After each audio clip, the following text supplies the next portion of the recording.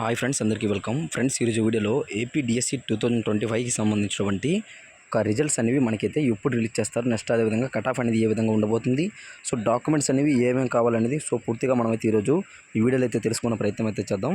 So ముందుగా చూసుకున్నట్లయితే ఈ యొక్క రిజల్ట్కి సంబంధించి చూసుకున్నట్లయితే ఆగస్ట్ ఫస్ట్ వీక్లో మనకైతే ఈ యొక్క ఫైనల్ రిజల్ట్స్ అనేవి మనకైతే రిలీజ్ చేయడం జరుగుతుంది.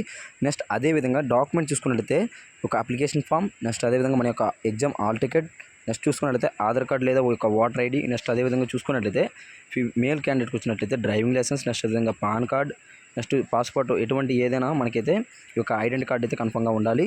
నెక్స్ట్ చూసుకున్నట్లయితే మనకి విద్యార్థుల రుజువు యొక్క ఎడ్యుకేషన్ క్వాలిఫికేషన్ చూసుకున్నట్లయితే డిఈడి బీఈడి సర్టిఫికేట్లు, నెక్స్ట్ అదేవిధంగా దీనికి సంబంధించిన బోనఫైడ్ సర్టిఫికేట్ అయితే కన్ఫర్మ్గా ఉండాలి.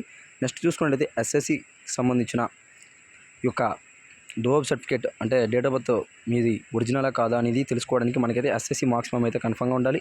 నెక్స్ట్ చూసుకున్నట్లయితే స్కూల్ స్టడీ సర్టిఫికేటు 1వ తరగతి నుండి 7వ తరగతి వరకు. నెక్స్ట్ చూసుకున్నట్లయితే మనకి నివాస ధృవీకరణ పత్రం వచ్చేసరికి మనమైతే కంపల్సరీగా విద్యా సంస్థలో చదువుకున్నటువంటి నివాస ధృవీకరణ పత్రం అయితే కంపల్సరీగా ఉండాలి.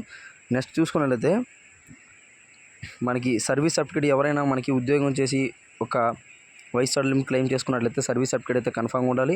నెక్స్ట్ ఎవరికైనా స్పోర్ట్స్ రిజర్వేషన్ క్లెయిమ్ చేసుకున్నట్లయితే ఈ యొక్క స్పోర్ట్కి సంబంధించిన సర్టిఫికేట్ కూడా కన్ఫర్మ్గా అయితే మనకి ఉండాలి. నెక్స్ట్ చూసుకున్నట్లయితే రిజర్వేషన్లో కేటగిరీలో చూసుకున్నట్లయితే మనకి ఎక్స్ సర్వీస్ మెన్ ఎవరైతే ఉంటారో సో వాళ్ళందరికీ సంబంధించిన సర్టిఫికేట్ అయితే కంపల్సరీ క్లెయిమ్ చేసి ఉండాలండి. సో బీసీ ఎస్సీలు ఎస్టీలకు సంబంధించిన కమ్యూనిటీ సర్టిఫికేటు.